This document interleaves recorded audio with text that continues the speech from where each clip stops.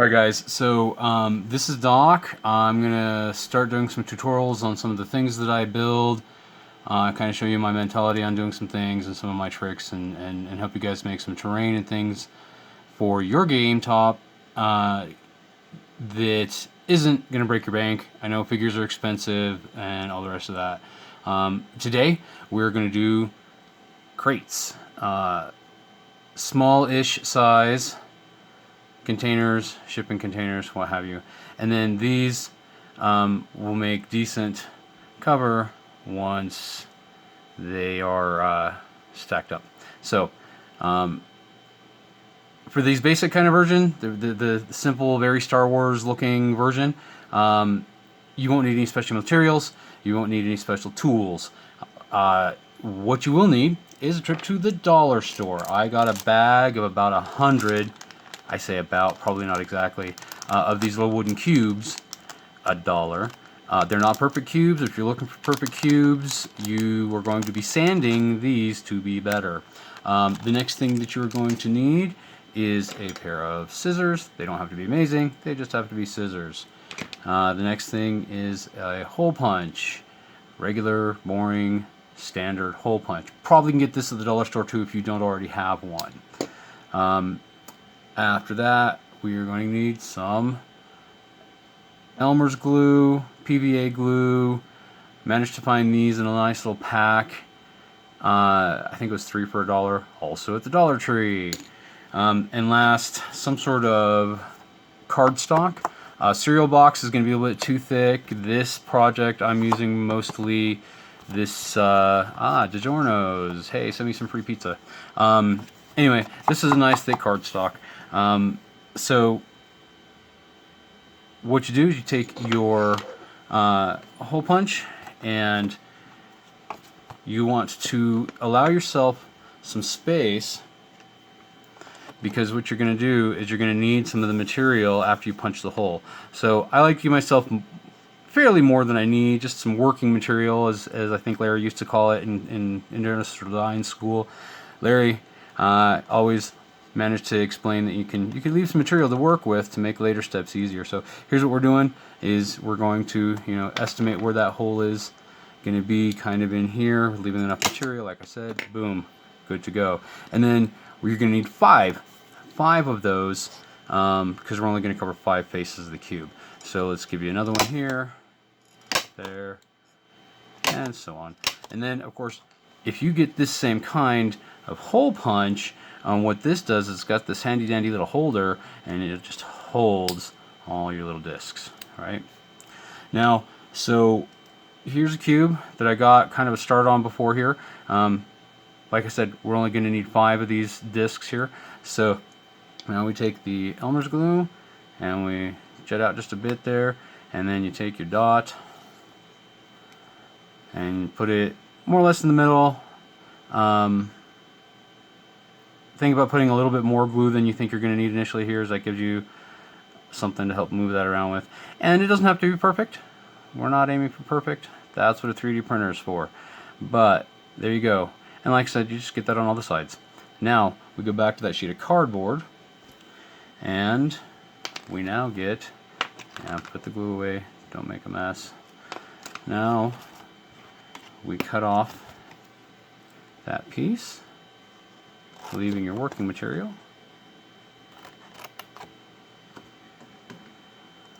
And then we cut those about in half.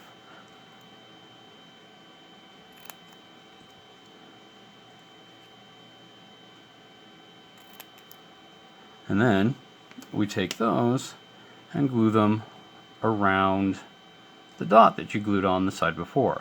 Now, once that's had a chance to dry for just a little bit, we just trim right along like so.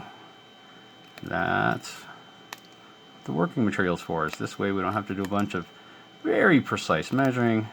We can just kind of trim it as we go, and everything works out in the end.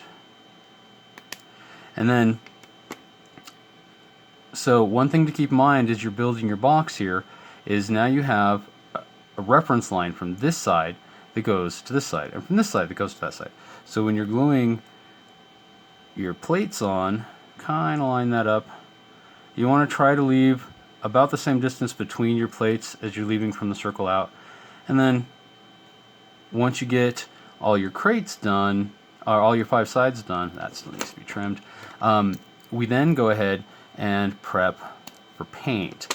Now that, what we do here is take a stir stick and tape a little bit of tape on such that this is sticky and that's holding it down, and you got the same kind of thing on the back there.